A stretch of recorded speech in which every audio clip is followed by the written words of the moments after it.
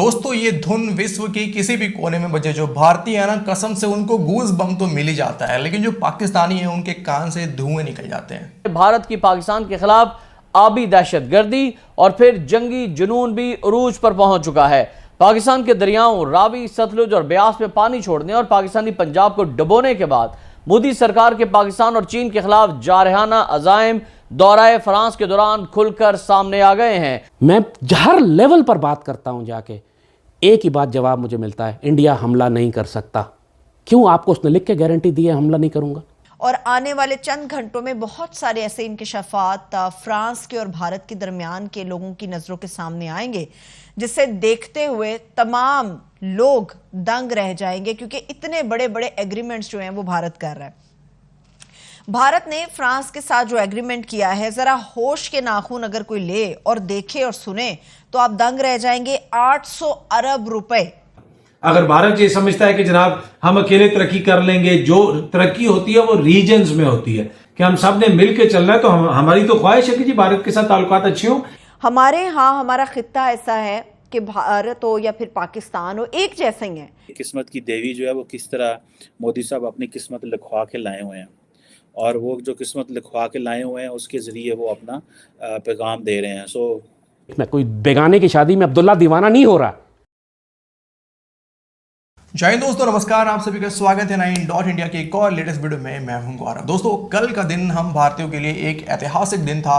चंद्रयान 3 को सफलतापूर्वक लॉन्च किया गया और प्रधानमंत्री मोदी जी का फ्रांस का एक महत्वपूर्ण दौरा भी समाप्त हुआ। लेकिन 1916 के बाद 2023 में भारतीय जवानों का जो जलवा देखने को मिला है ना वहाँ फ्रांस में, और जो धुन गूंजी है, कसम से मतलब बहुत मज़ा आया। और जो एक स्वैग था ना हमारे जवानों का, वो एक नेक्स्ट लेवल था यार। मुझे तो बेस्ट लगा वो सबसे। मैंने पूरा परेड देखा और मुझे वो बेस्ट लगा सबसे। अब हमारे जवानों का जो परेड था ना वो बेस्ट था उनमें से। खैर, लेकिन अब ज़्यादा मज़ा तब आने वाला है जब प्रधानमंत्री मोदी जी पहुंचेंगे यूएई। फ्रांस के साथ जो डील हुआ वो तो आप सब भी जानते हैं, और एक डिफेंस कॉपरेशन धीरे धीरे फ्रांस का भारत के साथ एक नई ऊंचाइयों को छू रहा है। लेकिन अब जो मोदी जी का स्वागत होने वाला है यूएई में, वो देखकर पाकिस्तानियों को और भी ज़्यादा जलने वाली है। और आप जाइए भाई, उनके चैनल पर आपको जाना है तो जाइए और बर्नौल भेजना आप शुरू कर दीजिए। बढ़ते हैं वीडियो में आगे, लेकिन आगे बढ़ने से पहले ऐसे ही लेटेस्ट वीडियो देखते रहने के लिए हमारे चैनल को सब्सक्राइब अवश्य कर लें, बेल आइकन को जरूर से प्रेस कर लें और वीडियो को लाइक और शेयर भी जरूर से करें। 800 अरब रुपए की डील फ्रांस से की गई है। किस काम के लिए? सिर्फ अपने दिफा के लिए, दिफाई साजो सामान के लिए, जंगी तैयारों के लिए या स्कॉर्पियन आबदोजों के लिए। ये 800 अरब रुपए, इनकी तादाद भी मैं आपको बताती हूँ। अभी जो भारत ने फ्रांस के साथ एग्रीमेंट किया है उसमें नेवी के लिए, सिर्फ नेवी के लिए 26 नए जंगी जहाज जो हैं उनकी डील हुई है। 3 स्कॉर्पियन क्लास आबदोज होंगी जिनको खरीदा गया है, और 800 अरब रुपए। अभी इससे बजट थोड़ा बढ़ सकता है, मगर ये एक रैंडम आइडिया अभी तक आ रहा है कि 800 अरब रुपए की डील हुई है। दिफाई बजट बढ़ गया।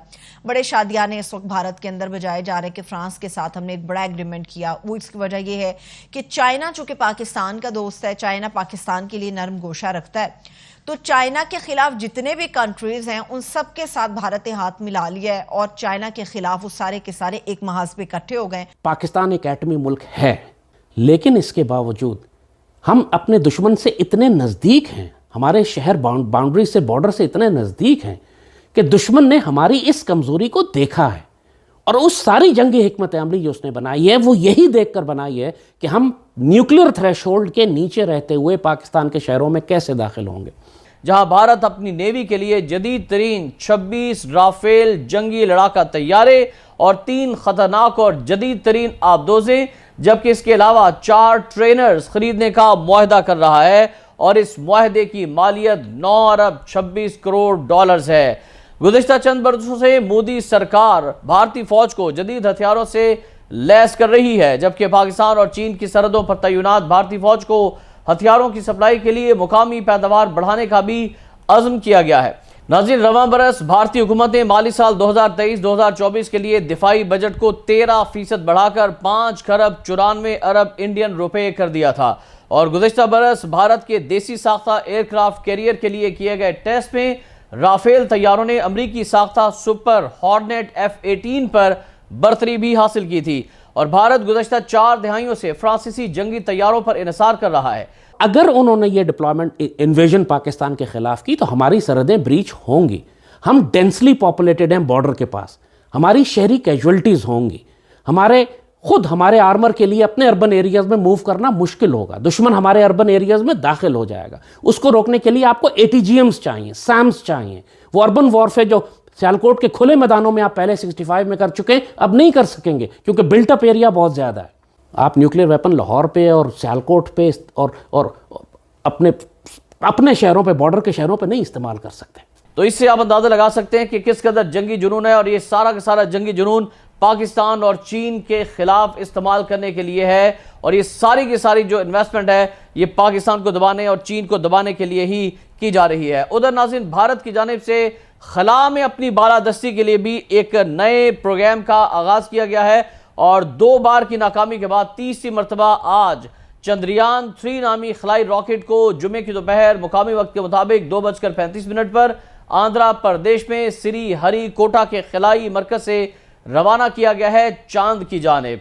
साइंसदानों के हवाले से कहा है कि लैंडर मॉड्यूल चांद के जुनूबी कुतुब पर 23 या 24 अगस्त को उतर सकता है, और अगर ये रोवर कामयाबी से चांद के जुनूबी कुतुब तक पहुंच गया तो भारत दुनिया का पहला मुल्क बन जाएगा जो इस जगह पहुंचने में कामयाब होगा। मोदी जनाब फ्रांस में हैं और फ्रांस में उनको बड़ी अहमियत दी जा रही है। उससे पहले जनाब उनको अमेरिका में बड़ी अहमियत दी गई, चाइना को रोकने के लिए और जो है चाइना के इत्तेहादियों को कर्टेल करने के लिए। एक तरह से अब इंडिया को उठाया जा रहा है, खित्ते के अंदर उसकी हेजुमनी कायम करने की कोशिश की जा रही है, लेकिन ये इतना आसान नहीं है चाइना को कर्टेल करना। हमारे जो साबिका वजीर इत्तलात हैं फवाद चौधरी साहब, उन्होंने भी इसके ऊपर इंडियंस को मुबारकबाद दी। जिस वक्त वो हुकूमत में थे उस वक्त वो इंडिया को अक्सर ई से लिखते थे इंडियंस, उसके ऊपर भी सोशल मीडिया सार्फिन कह रहे हैं कि अपने जमाने के अंदर तो आप ये लिखते थे और अब आप उनको मुबारकबादें दे रहे हैं। तो भाई हमारी तो उनसे कोई जेलसी नहीं है, हमारी तरफ से भी उनको मुबारकबाद। पाकिस्तान तो चाहता है कि हम तो एक पुरअमन खुशहाल खित्ता चाहते हैं। कोई भी खित्ते के अंदर ये सोचता है कि ये एक मुल्क अकेला तरक्की कर लेगा, ऐसा नहीं होता। अगर भारत ये समझता है कि जनाब हम अकेले तरक्की कर लेंगे, जो तरक्की होती है वो रीजन्स में होती है कि हम सब ने मिलकर चलना है। तो हमारी तो ख्वाहिश है कि जी भारत के साथ ताल्लुकात अच्छे हों।